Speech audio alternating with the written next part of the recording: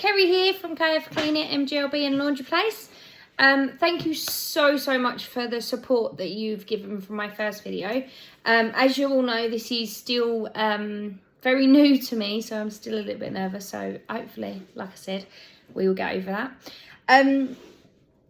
What a start this year has already been for me. The companies are growing really well.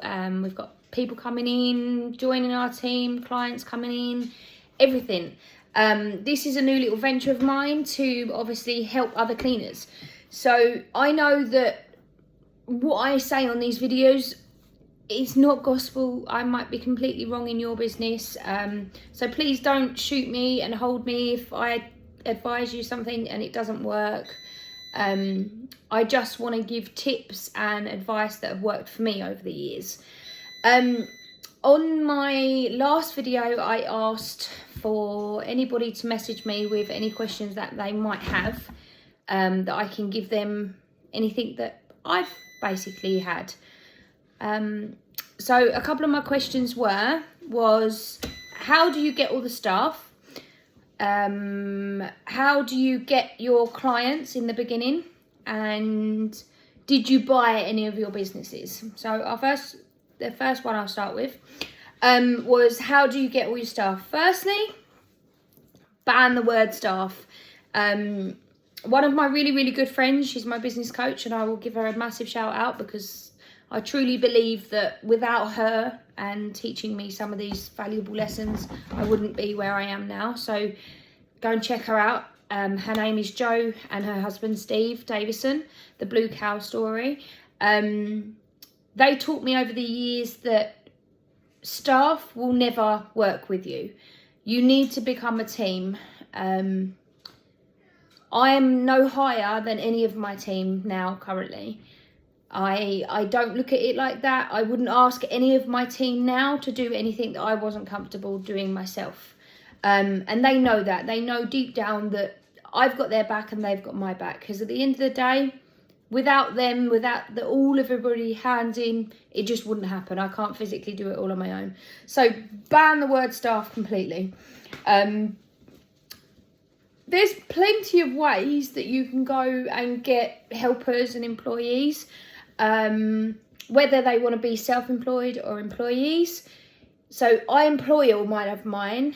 It is really scary. There is a lot of technical things that you have to go down when you're first doing it, but it's not as bad as what you think. So when I first started taking people on, I was doing it, no, self-employed, they can work, do their hours, then go home and then they look after it. Personally, I never found that worked, because if you're self-employed, they don't have to do what you want to do in your company. They're self-employed, they work for themselves. So for me personally, it worked better employing them, because then I can have, as again Jo taught me, is you can have how we act here. This is what we expect. This is how it is done in this company and everything like that. You then have a family motto of, okay, what do we do as a company? We'll take, for example, today, I was talking to one of my team members about the job role that we were doing. I'm not going to mention any names, but this person, she's a really good cleaner. She's been with me for a long time. But I needed to have a chat with her because she was doing what I say 80% of the job. When I say 80% of the job, I say cleaning is 85% of it.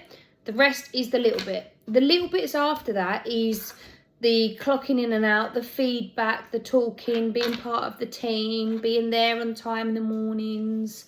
So doing the rest of that is really important. You can't just rock up and be a cleaner and do 80% of the job, okay?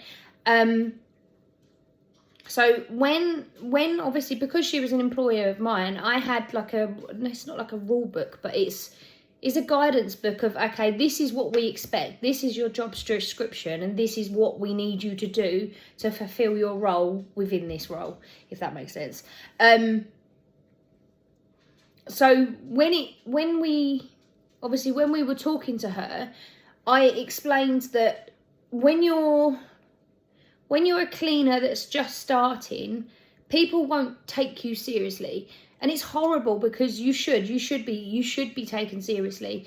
You're not at the bottom level at all or anything like that. And a lot of people will think that. I always compared myself to Tesco's. What would Tesco's accept? If they were going into Tesco's and they had a bread aisle and you kept putting chicken in that bread aisle, they're not going to accept it. That's not part of where that bread needs to go. There is rules and regulations of every company that you work in. Get yourself some rules. Get yourself some say I do's and stick to them. So that when you're bringing in the staff, they've got something that they can follow. So when you're getting staff in, or team, shall we say, you can then get them to help you find the team.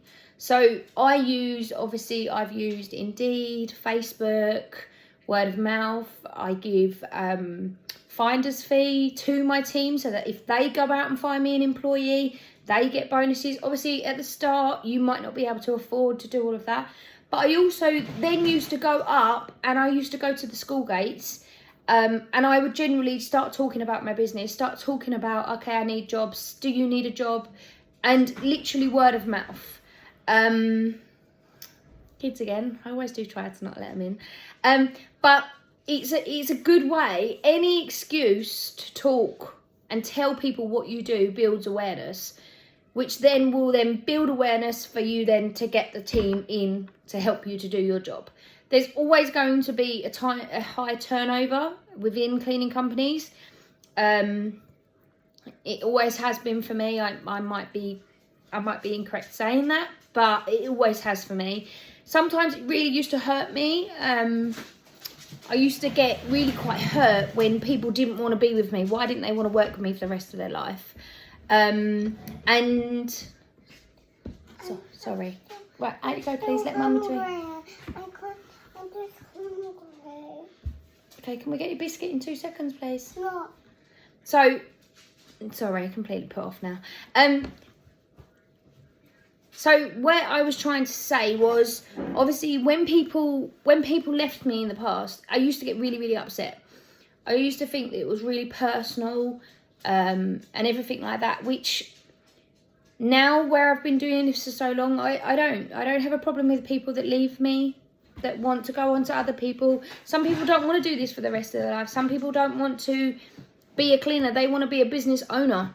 They want to do it for themselves, which I am now. I always offer every one of my cleaners, if you ever wanted to do this, come and tell me and I'll help you. I'll help you get on the right track and I'll help you do it the right way so that you don't have to learn all the hard way. So think outside the box. Don't just stick to Facebook. Don't just stick to Indeed. Go in the little shops and put your name in like the advertising areas, looking for team members and things like that. It really, really did help, and it makes you above everybody else. So that's my first question. Hopefully I'll get some more in and I will answer some more, because otherwise I tend to babble a lot. But I'm hoping, obviously, anything I share on here, like I said, I will stress to you, it's not gospel. It might not work for you. I really hope it does. But it's something that's worked for me now in my 3 businesses. And it's continuing to work for me. So, obviously, I hope it all helps and I wish you all the best. See you later. Bye.